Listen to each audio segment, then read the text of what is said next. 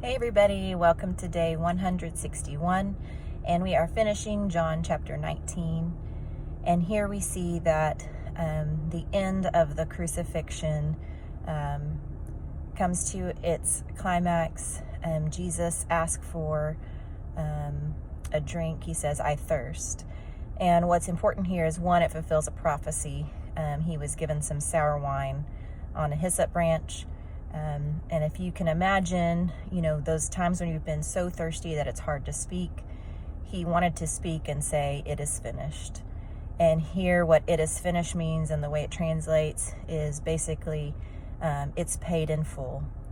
And so it just reminds us that Jesus paid a debt that we could not pay, and that his fulfillment of what happened on the cross is what gives us the hope of eternal life. And so then after he says "it is finished," he gives up his spirit. And so he willingly dies. This is something that we know based on his power. He could have taken himself down off the cross. He could have come back to life at that point. But here he gives up his spirit. And so as the day is nearing an end, it's important to remember that we're close to the Sabbath. And the Sabbath, no work could be done. And so the Jewish people did not want the people on the cross, hung on the cross during this Passover season. And so it was tradition to break the legs of the people who were on the cross that were still living, basically to speed up death. And so they break the legs of the two men on either side of Jesus. But when they see that Jesus had already died, they did not break his legs, but instead pierced him with a spear. This actually fulfills some Old Testament prophecies that no bone would be broken, and then as well as the water and blood mingled together, coming out from where he was pierced in the side. And so we see here that Joseph of Arimathea and Nicodemus actually are asking for the body of Jesus. Romans would typically leave the bodies on the cross to be devoured by animals, birds of prey.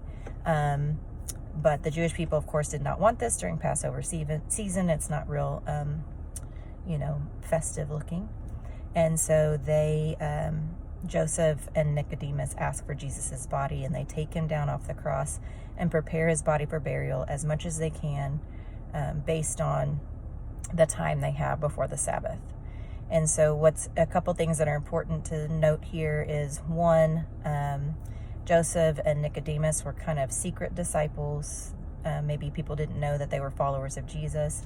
Two, that they both had enough money to get Jesus off the cross and have the supplies needed to prepare the body for burial. And that Joseph of Arimathea had this tomb that was brand new. That means nobody else was in it, which is important so that when the resurrection happens, nobody can say that somebody else was in it, and by touching his body, touching the bones of a holy person, that's why he was resurrected, just like we see back in the Old Testament when somebody touched Elisha's bones. So lots of prophecies fulfilled here, but in the end, we need to remember that Jesus paid it all for us on the cross and did so willingly.